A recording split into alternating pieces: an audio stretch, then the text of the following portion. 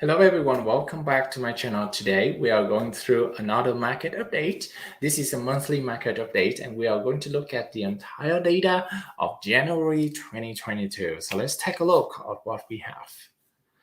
All right, thank you everyone again for coming back to my channel. Today, again, I'm gonna share with you a couple of information about the market update. Specifically, we are going to look at the entire the number of January 2022. And this is not a typo because we're actually reporting this in February, but we have to look at the data in January because that is the most current number that we are seeing.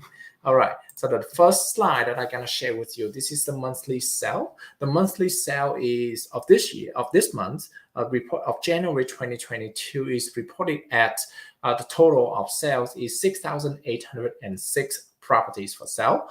And that is a decrease of 3.8% when you compare to the previous year. So it's very normal for the market, right? As you see here, January of last year is the same as January of this year. So if you see a dip down, a dip in the number of sales, don't be surprised because we are expecting to have more sales coming up in February and March. Okay.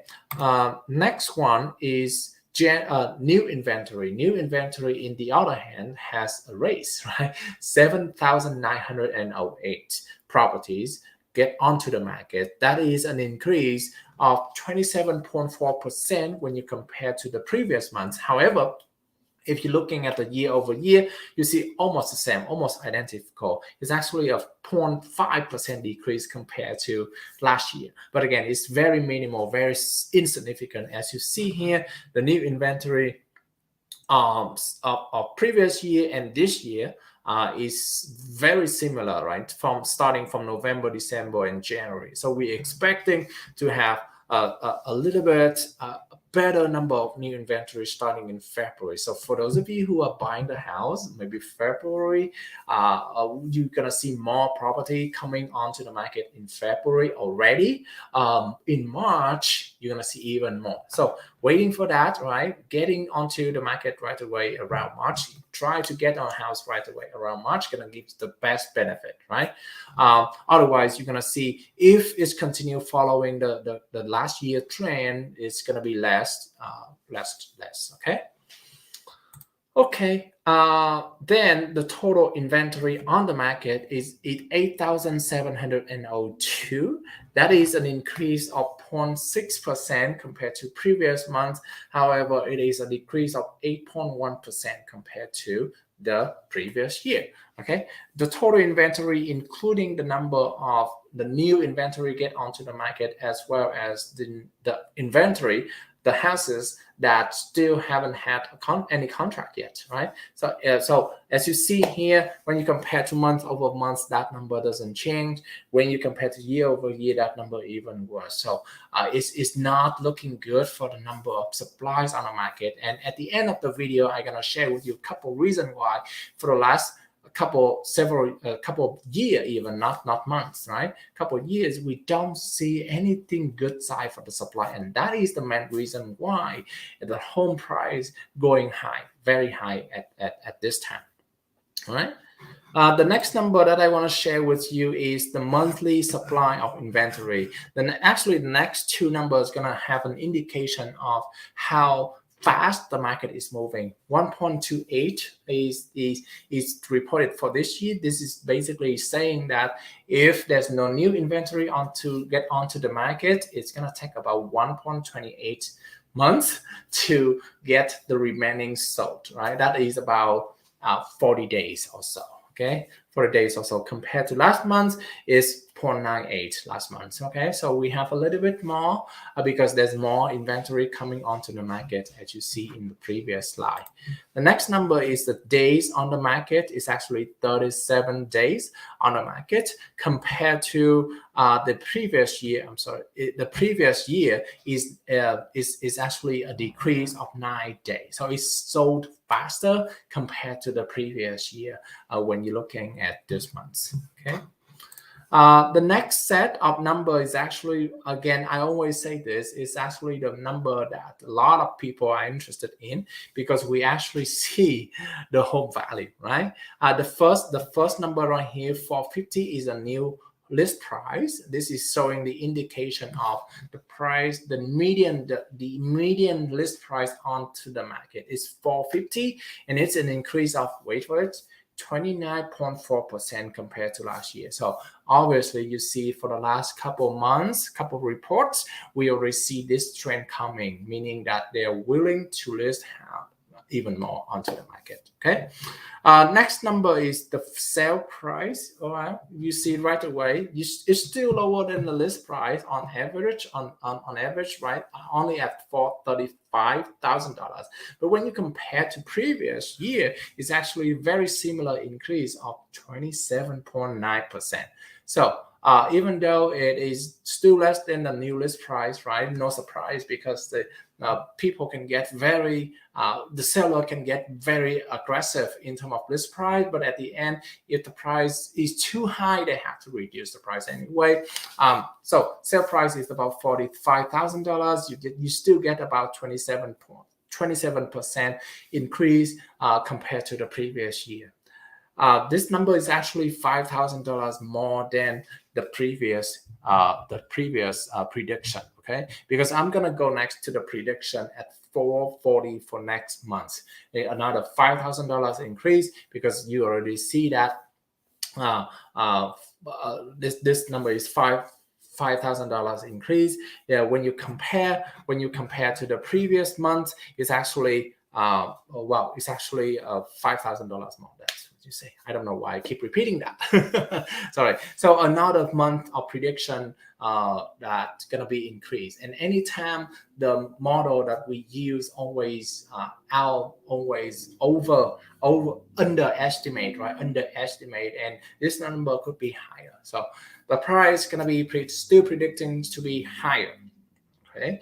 Now, some of you might hear about the news that interest rates going to get higher as well in 2022, and the prediction is they're going to increase 3 times within 2022. So for that reason, a lot of people are thinking that if the interest rates go higher, the demand going to be lower, right? Which, based on the supply and the demand law, the rule, whatever it is, right? If the demand low, the price has to go down. Okay, yes, but no in this situation, because the supply and the demand law, there's still one side of the equation that we haven't talked about, is the supply, right? Because right now, as you see, the supply is extremely low at this time, versus the demand is still at the very normal condition. So to be able to make it, how do I say that? To make it balance with the supply, the demand has to drop significantly. Okay. For that reason, reducing of the interest rate. I'm sorry, increasing of the interest rate is not a significant factor for that. Okay, because you can see the next chart is actually what I'm going to show you.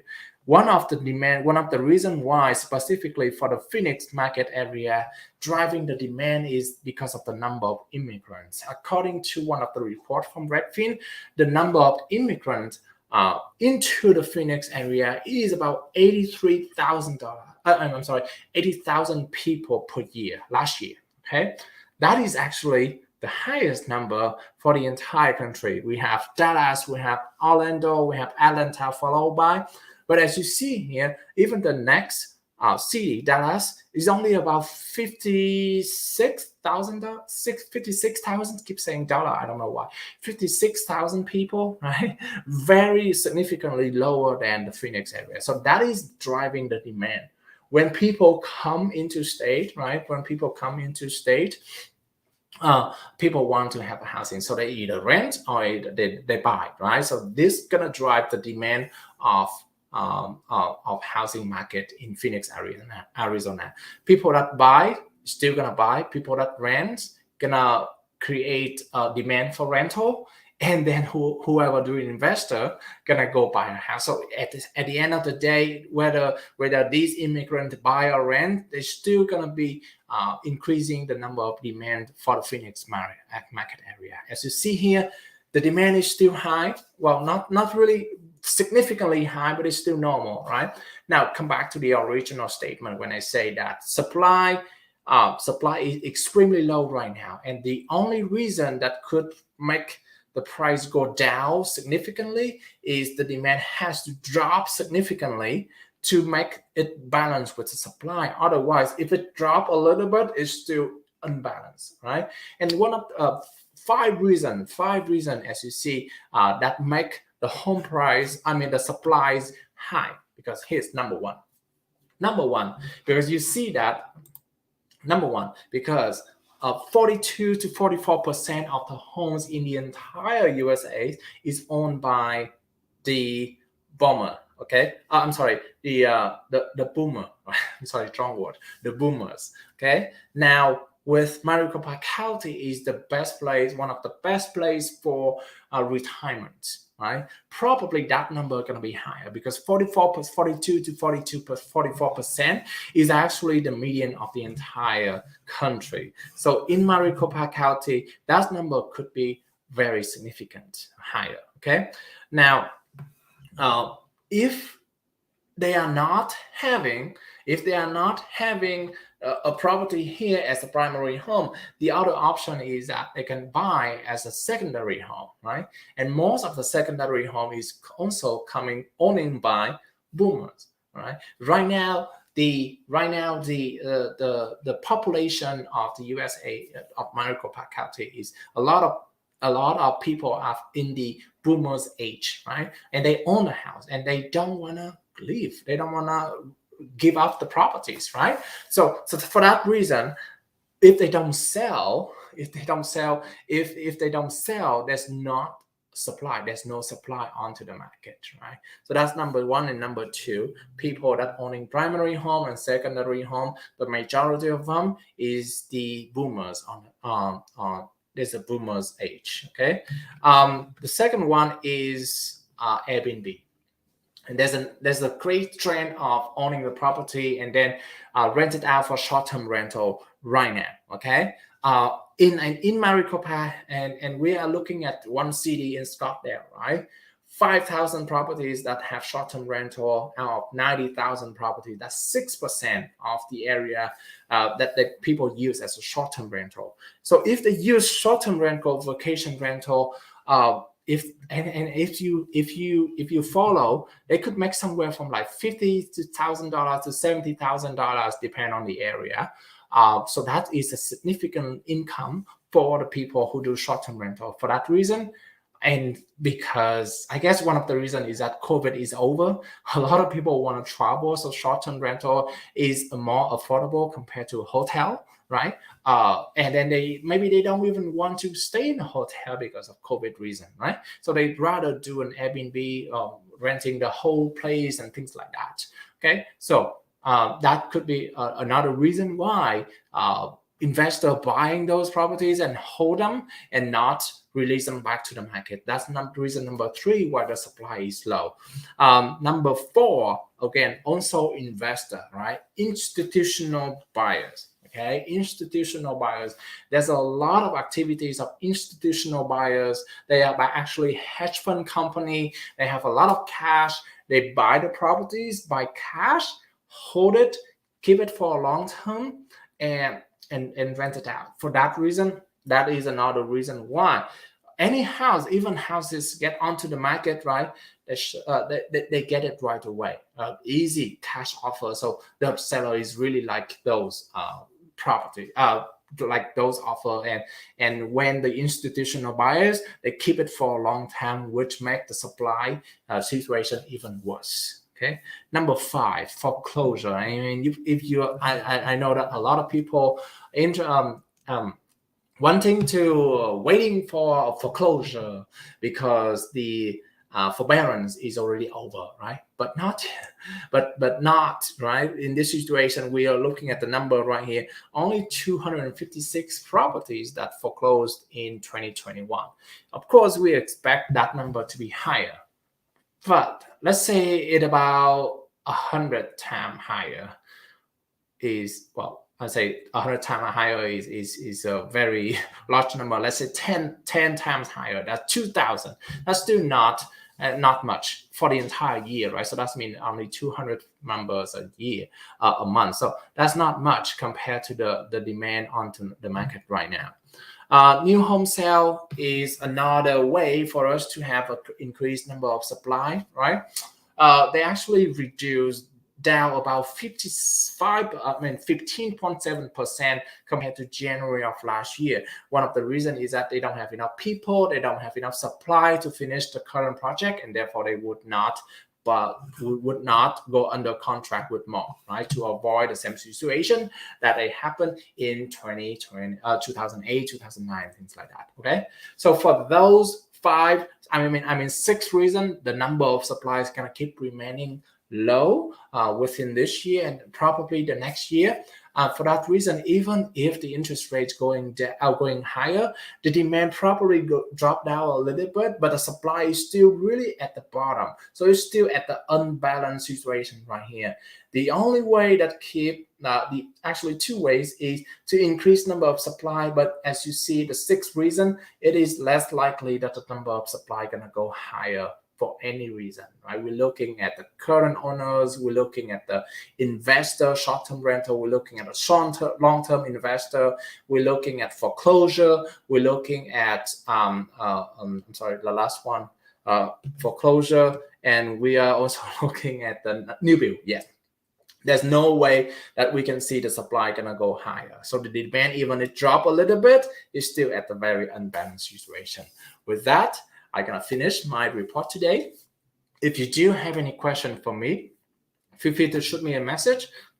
My number is below here, 602-515-2442. Thank you. Bye-bye.